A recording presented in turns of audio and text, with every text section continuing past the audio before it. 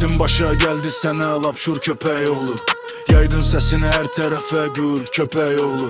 Gelmiş zara herkes senin o bedemelinden. Duydun mu söyüş peyserine vur köpek oğlu.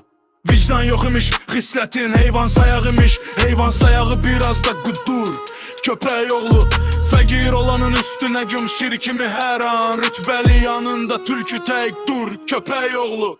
Herkes tanıyıpdır seni heyvan köpek oğlu. Bir kimse sana söylemir insan köpek oğlu. Heyvanlığın ile dəxsin məşhursan cahansan. Sen tek birisin görmeyip dövran köpek oğlu. Quyruq bulayıb tülkü tək ortalığı qatdın. Acizdi sənin yanında şeytan köpək oğlu. Yollarda durub ömrünü hürməklə keçirdin. Amma yenə keçməkdədir karvan köpək oğlu. Daim güya vicdan ilə çalışdın həyatda. Sən anlamadın ki nədir vicdan köpək oğlu. Yaltaqlıq edib canına and içdara düşsən cisminə dəxi təngə gəlib can köpək oğlu. Kurbanın oğlum kelmesini söyleme kanki. İtten olabilmez defi kurban köpek oğlu.